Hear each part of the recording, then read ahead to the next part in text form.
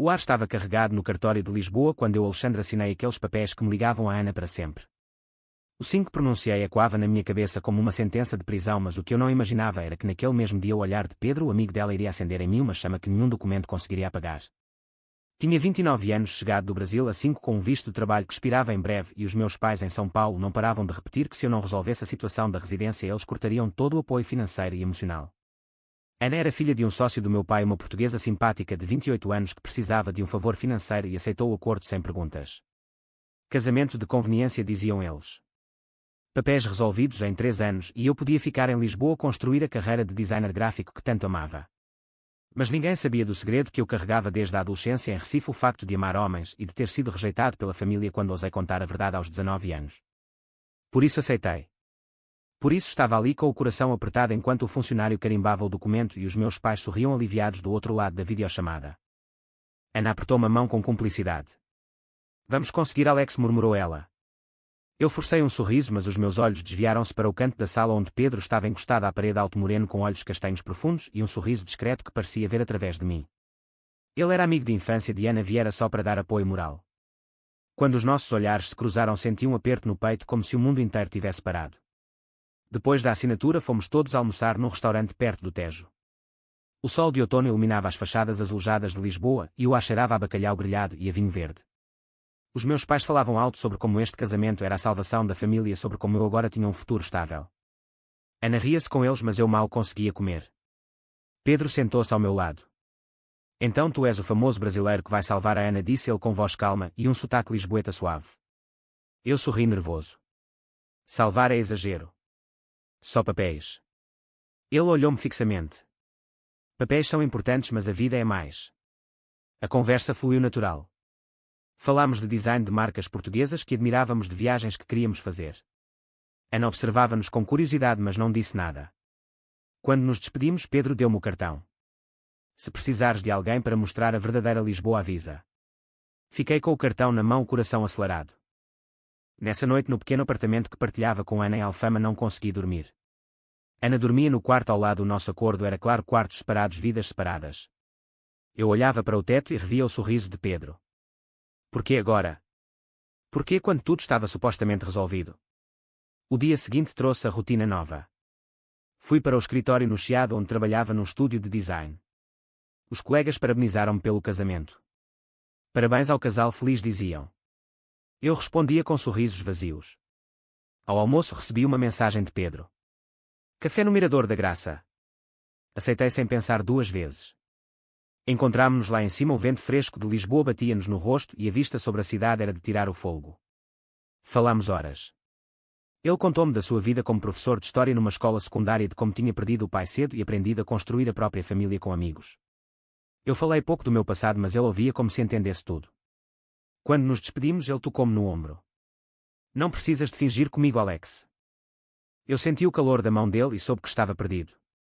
As semanas seguintes foram um turbilhão. O casamento era oficial, os papéis seguiam o curso na AIMA.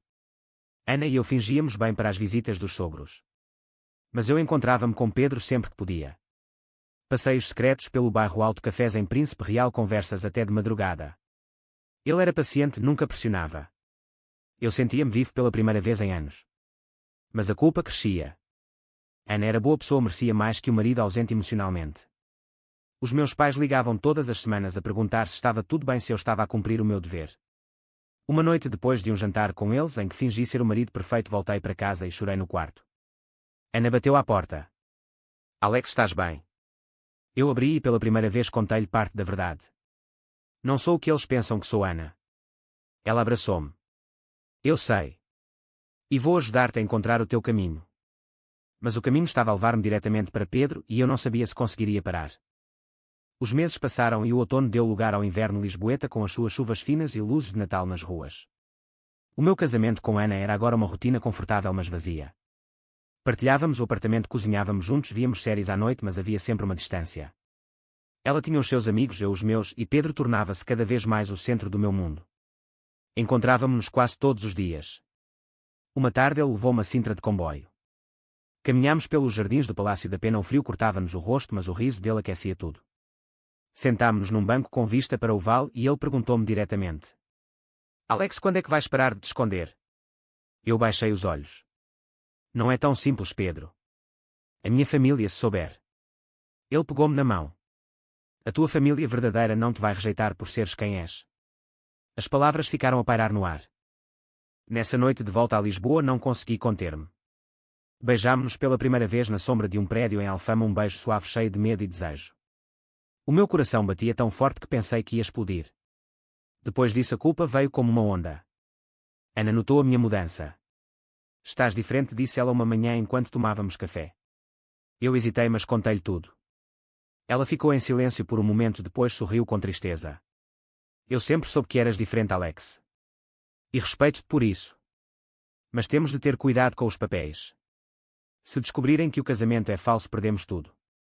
Prometi ter cuidado. Mas o amor não se controla. Pedro e eu continuávamos a ver-nos em segredo. Fomos ao bairro Alto dançar em bares discretos onde ninguém nos conhecia. Ele apresentava-me aos amigos dele, um grupo unido de homens e mulheres que tinham construído as suas próprias famílias. Pela primeira vez senti que pertencia a algum lado. No Natal os meus pais vieram a Lisboa. O jantar em casa foi uma tortura. Eles elogiavam Ana, perguntavam sobre planos de filhos. Eu respondia mecanicamente, o estômago apertado. Depois do jantar Pedro mandou-me uma mensagem. Estou a pensar em ti. Queria poder estar aí. Respondi com o coração pesado. Também eu. A pressão aumentava. No trabalho o meu chefe elogiava o meu desempenho, mas comentava que o casamento me tinha acalmado. Acabado o ano novo, Ana e eu fomos obrigados a ir a uma festa de família em Beja com os meus pais. Lá o tio dela, um homem conservador, fez brindes ao casal perfeito. Eu sentia-me um impostor.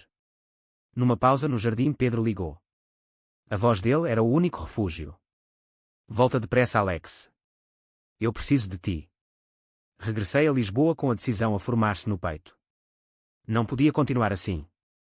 Mas o destino tinha outros planos. Uma carta da AIMA chegou anunciando a inspeção ao casamento. Tinham suspeitas. Ana entrou em pânico. Alex, se descobrirem. Eu abracei-a. Vamos resolver. Mas por dentro sabia que a minha vida estava prestes a explodir. A inspeção da AIMA foi marcada para março. 2 funcionários frios vieram ao apartamento fazer perguntas, separar-nos e verificar se vivíamos mesmo como casal. Ana e eu tínhamos preparado tudo, fotos falsas, histórias ensaiadas. Mas os meus olhos traíam-me sempre que pensava em Pedro. Depois da visita, Ana desabou. Não aguento mais esta farsa, Alex. Eu também não. Nessa noite liguei a Pedro e contei tudo. Ele ouviu em silêncio, depois disse: vem para minha casa. Fui. O apartamento dele em Príncipe Real era acolhedor, cheio de livros e plantas. Bebemos vinho, conversámos até de madrugada. Ele abraçou-me e pela primeira vez senti que não precisava de fingir. O beijo que se seguiu foi mais profundo, cheio de promessas. No dia seguinte a realidade bateu à porta. Os meus pais ligaram furiosos. Tinham recebido uma chamada da AIMA a pedir mais documentos. Suspeitavam. Tu estás a estragar tudo, Alexandre, gritou o meu pai. Eu desliguei com as mãos a tremer.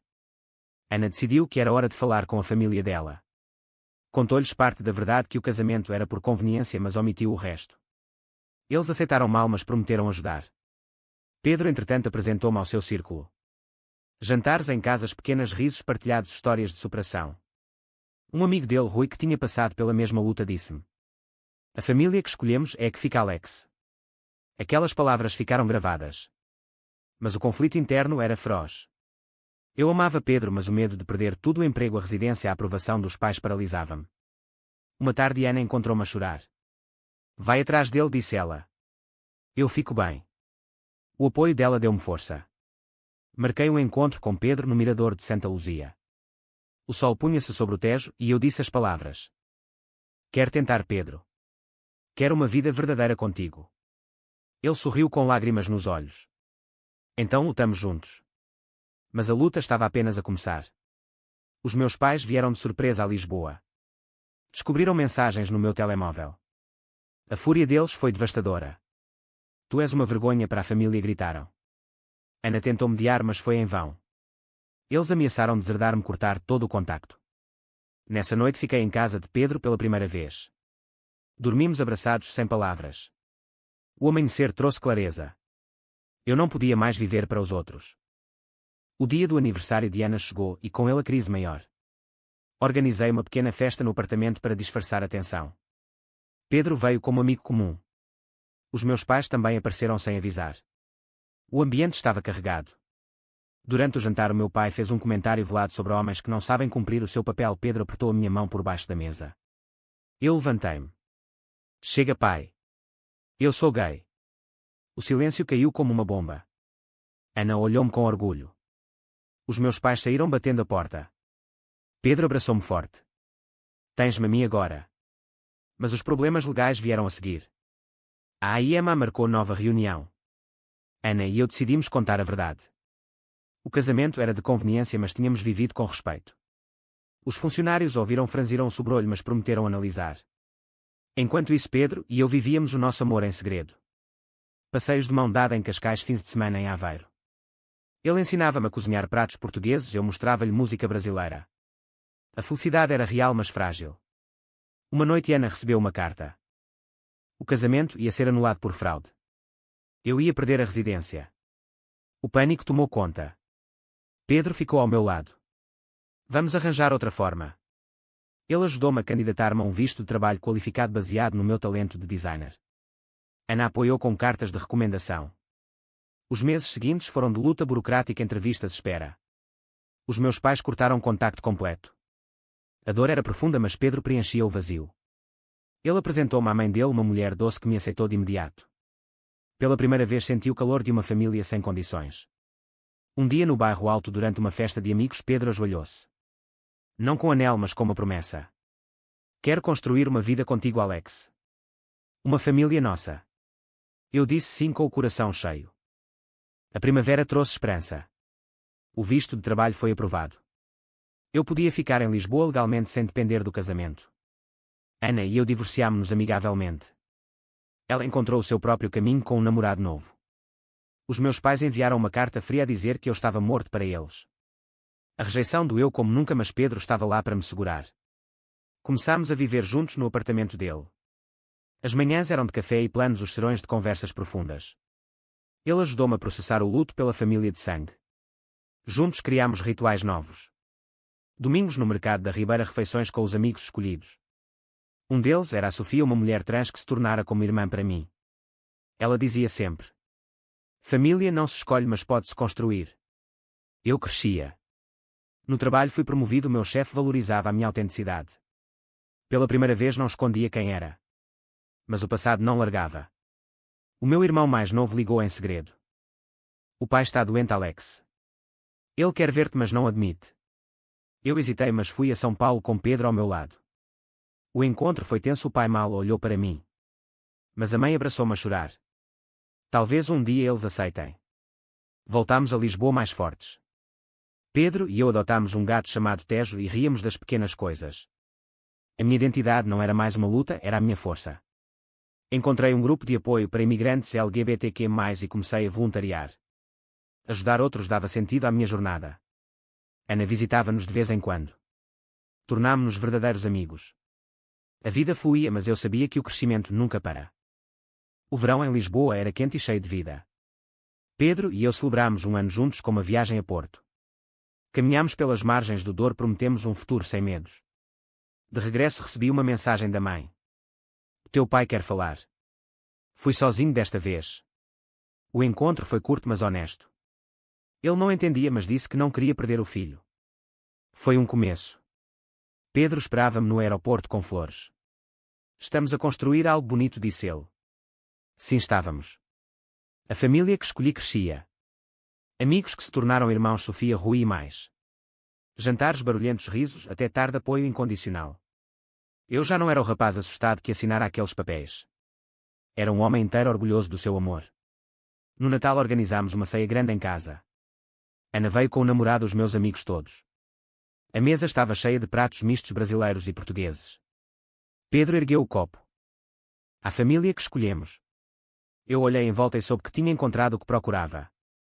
Os papéis tinham sido o começo, mas o amor e a aceitação eram o verdadeiro lar. A minha jornada ensinaram-me que a identidade não se nega, se abraça. Que o preconceito dói, mas o amor cura. Que a família verdadeira é aquela que nos vê e fica. Hoje vivo em Lisboa com Pedro, o nosso gato, e planos para o futuro. Continuo a trabalhar, a criar e a amar sem máscaras. E sei que independentemente do que venha a vida vale a pena ser vivida com verdade.